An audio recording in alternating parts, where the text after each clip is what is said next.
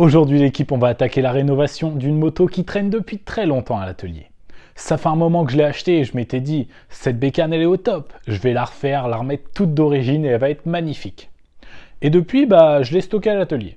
Je l'ai mise dans un coin et je me suis dit, je la referai dans 5-6 mois max. Ça va peut-être faire 1 an et demi que je l'ai.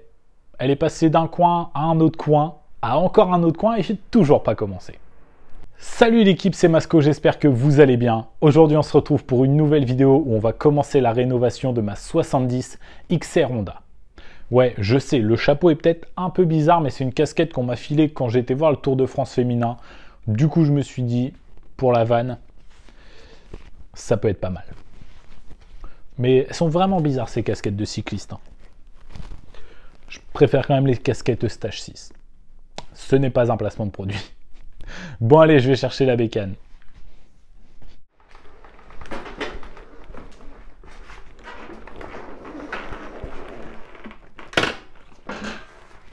Du coup, comme je vous expliquais juste avant l'équipe, cette moto c'est une 70 XR Honda que j'ai achetée il y a à peu près 1 an et demi dans l'optique de la refaire.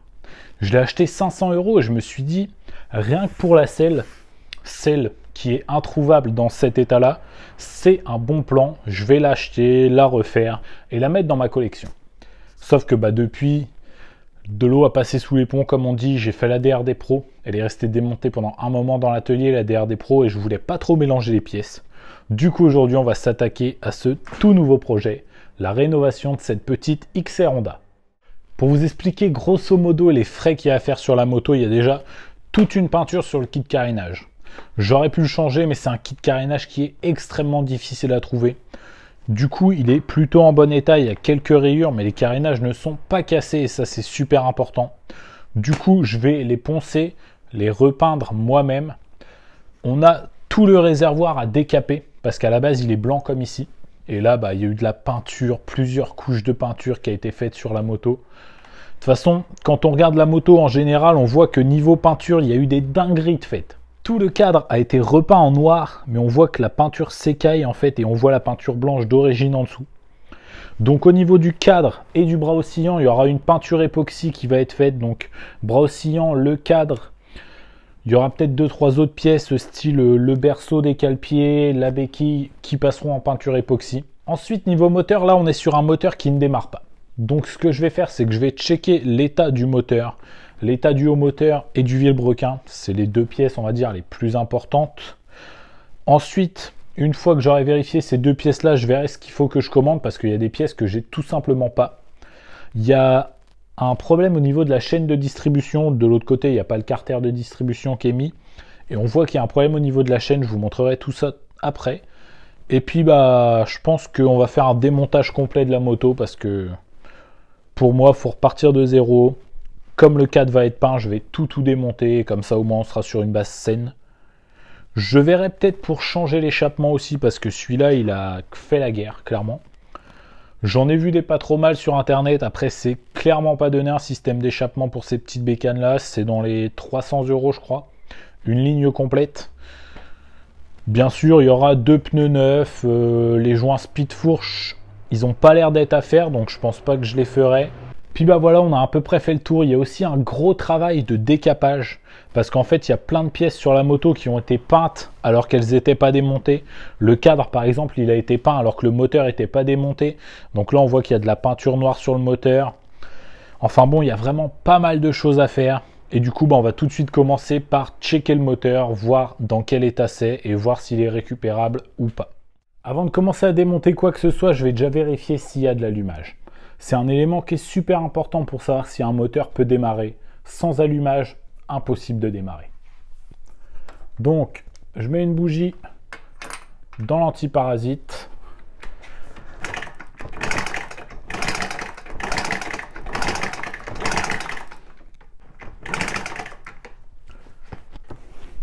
Du coup, là, comme on peut le voir, il y a un très bon allumage. Donc, je vais pouvoir commencer à démonter mon haut moteur pour vérifier l'état.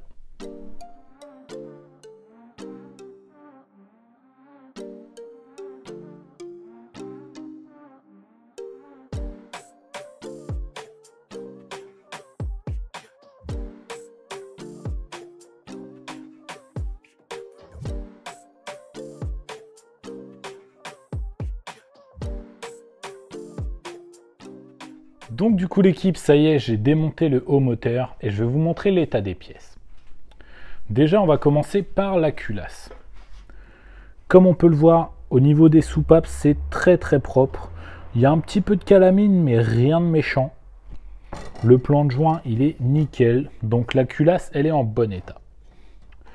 Le cylindre, c'est pareil. Il est en très bon état.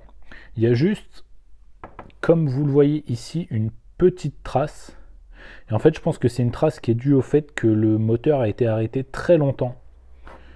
Et ça a dû être bloqué à peu près à ce niveau-là, parce que comme vous le voyez, elle fait tout le tour, cette trace. Sinon, l'intérieur, le cylindre, il est vraiment au top du top. Le piston, c'est pareil.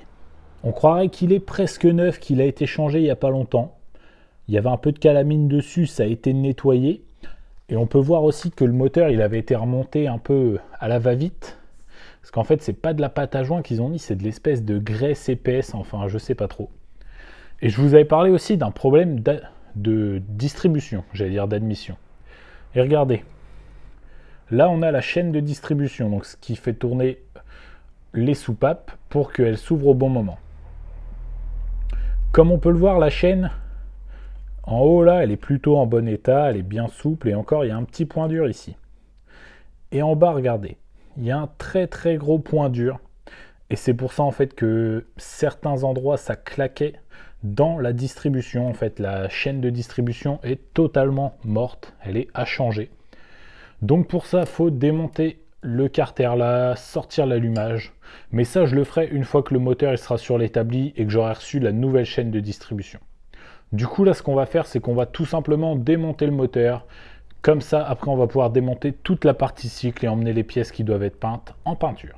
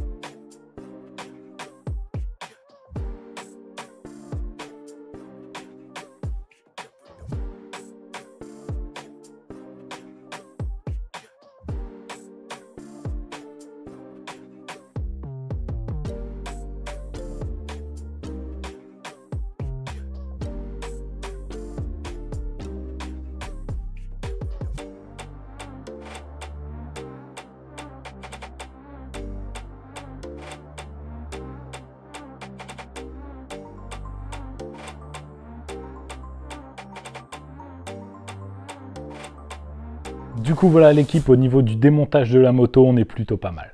Je suis assez content parce que la plupart des pièces sont quand même en assez bon état. Malgré qu'elles aient été repeintes n'importe comment, elles sont plutôt en bon état. Il y a des vis que je vais pouvoir conserver alors que je pensais devoir vraiment toutes les changer. Elles n'ont pas trop rouillé et ça me fait penser que la moto elle a quand même été stockée au sec, dans un garage ou dans un abri. Là ce que je vais faire, c'est avant d'emmener mon cadre et mon bras oscillant à la peinture époxy, je vais protéger tous mes filetages en mettant des vis, donc avec un bac de vieilles vis, dans tous les filetages, comme ça j'aurai pas de peinture dans mes filetages.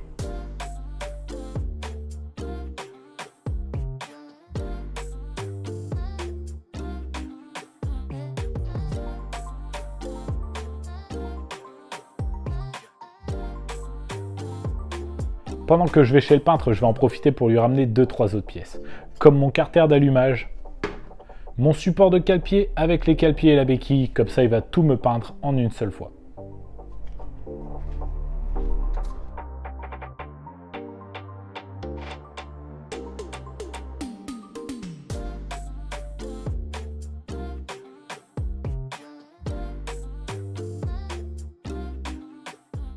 Donc là l'équipe, je vais vous donner une super astuce et en même temps je vais rénover la selle de ma 70 XR.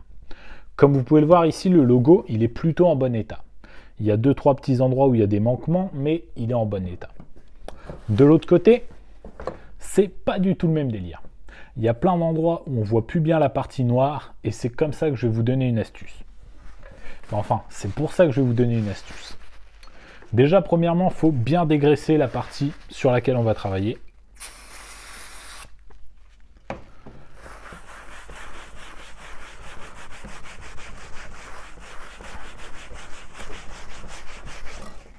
Hop. Ensuite, on sèche bien. Et donc du coup, là, ce que je vais faire, c'est que je vais utiliser un marqueur permanent. Et avec ce marqueur, je vais refaire tous les tracés pour que la selle, elle soit comme neuve. Parce qu'une selle comme ça, avec le logo d'origine, c'est introuvable. Du coup, je vais la rénover.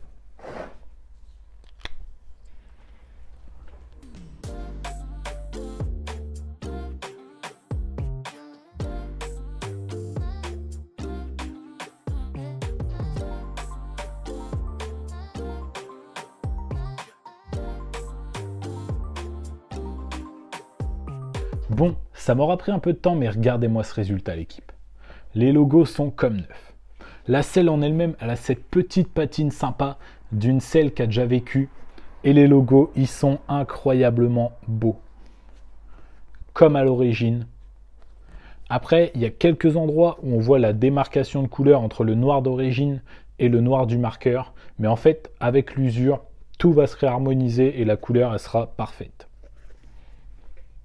N'hésitez pas à me dire ce que vous pensez de cette technique dans les commentaires. Du coup l'équipe, ce que je vais faire maintenant, c'est que je vais aller passer une commande pour remettre le moteur en route. Il a besoin d'une pochette de joint complète au moteur, une bougie, et après je pense qu'avec un petit nettoyage carbu, ça devrait repartir. Du coup on va déjà malheureusement s'arrêter là pour cette vidéo. Moi je vais emmener le cadre, le bras oscillant et les quelques autres petites pièces chez le peintre, et on se retrouve dès que les pièces sont revenues et dès que j'ai reçu la commande pour le moteur. Comme d'habitude, si la vidéo vous a plu, n'hésitez pas à mettre votre plus beau pouce bleu. N'hésitez pas à me dire dans les commentaires ce que vous pensez des 70 XR Honda. Perso, c'est un modèle que j'aime bien parce que contrairement au Piwi 50 et tous les autres petits modèles des grandes marques, c'est un modèle qui n'a pas beaucoup été produit. Il me semble 5 ou 7 années de production, donc ça fait qu'il n'y en a pas beaucoup et c'est pour ça que je trouve le modèle sympa. Si t'es pas encore abonné, c'est le moment de le faire. Et oublie pas d'activer la cloche pour avoir une notif dès que je sors une nouvelle vidéo. Moi, je te dis à la semaine prochaine. C'était Masco. Salut!